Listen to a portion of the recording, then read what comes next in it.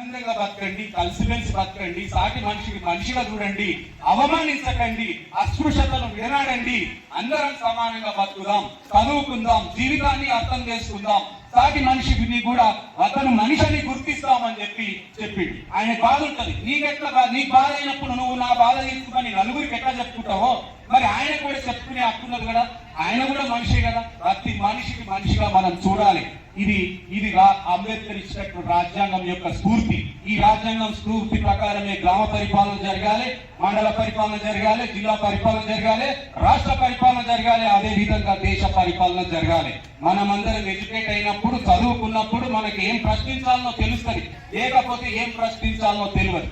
నేను ఇంతకుముందు పోయిన సంవత్సరం సభలో చెప్పిన, ఒక్కనే కలెక్టర్ను ప్రశ్నించిన, అది మామూలుకి అసలు సాధ్యం కాదు, ఎంతో మొండికేసి నా ఉద్యోగం పోతామని ప్రశ్నించిన ఒక్కడిని కలెక్టర్ చెప్పిన ఆ రోజు సభలో ఒకటి, పోయినసారి అంబేద్కర్ జయంతి కార్యక్రమంలో ఒకటి. అంతటి ధైర్యం ఇచ్చేది చదువు. ఆస్తులు కావు మనిషికి ధైర్యం ఇచ్చేది, ధైర్యం కొంతవరకే ఆస్తులు ఇస్తాయి, కానీ చదువు అనేటటువంటిది సచ్చిందాక ధైర్యం ఇస్తాయి. కాబట్టి అందరూ చదువుకోవాలి, మన పిల్లలను చదివిపియండి, స్కూల్కు రండి. స్కూళ్ళలో ఒక టీచర్లు ఉన్నారు, నేను ఒక టీచర్లు కాబట్టి అక్కడ ఏం జరుగుతుందో తెలుస్తుంది.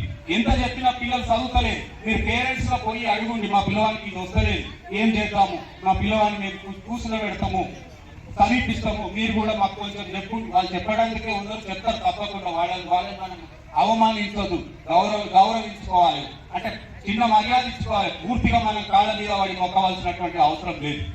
కాబట్టి ఏంటిదంటే మనం చదువుకుందాం.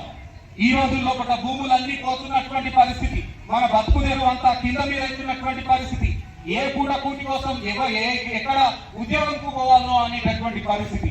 కాబట్టి చదువుకుంటేనే రేపటి భవిష్యత్తు ఉంటుంది. ఇక్కడ కూర్చున్న పెద్ద మనుషుల జీవితం సగం అయిపోయి, రేపు పొద్దుగాల పిల్లల భవిష్యత్తు ఎట్లా? భూములు లేవు, ఉద్యోగాలు లేవు, ఉన్న కంపెనీలంతా ఆందోళనే ఉన్నది. ఇప్పటికీ కూడా పెత్తనం. ఆడ కార్మికుల యొక్క కష్టాలు వింటే వాళ్ళకి హక్కులు ఉన్నాయి.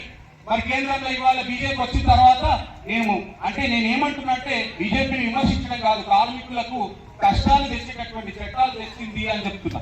బీజేపీ పార్టీని నేను విమర్శిస్తలేదు. అయితే ఏంటిదంటే కార్మికులకు రక్షణగా చట్టాలు ఇవ్వాలి. వాడు కార్మికుడు ఇంటికాడ తినకనో పెండ్లా వండకనో కంపెనీకి పోతాడు. కంపెనీలో పోతే వాడికి చక్కెర వస్తుంటాయి, పెద్ద పెద్ద మిషన్లు ఉంటాయి, ఆ మిషన్లో పడితే వాడు చచ్చిపోతాడు. కాబట్టి వాళ్ళ రక్షణ, వాళ్ళకు ఒక భద్రత, ఉద్యోగ భద్రత అనేటటువంటిది కార్మికులకు ఉండాలి. అట్లా కార్మికులకు ఉన్నప్పుడే వాళ్ళు అక్కడ భోజనం చేయగలుగుతారు. ఒక ఇండస్ట్రియల్ యాక్ట్ ఉన్నది, కంపెనీ గేట్ దాటితే ప్రతి కార్మికుడికి అక్కడ భోజనం ఇవ్వాలి ఖచ్చితంగా. ఎందుకంటే వాడు తినగా పోయి మిషన్ గా కడితే ఏమైతుంది, కంపెనీకి నష్టం వస్తుంది. వాడు 20 లక్షలు 30 లక్షలు 50 లక్షలు డిమాండ్ చేసుకుని వీడు కట్టేయవలసి వస్తుంది. ఒక్క భోజనంతో వచ్చేదానికి, ఒక భోజనం ఒక పూట 2 బుక్కలు ముద్ద పెడితే అయిపోయేదానికి అంత ప్రాబ్లం చేయవలసినటువంటి అవసరం ఉందా? కాబట్టి కార్మికుల కోసం, కర్షకుల కోసం, ఈ దేశంలో ఒక చితక రైతుల కోసం మంచి చట్టాలను, వాళ్ళని ఎంకరేజ్ చేసేటటువంటి చట్టాలను తీసుకురావాల్సినటువంటి అవసరం ఉంది.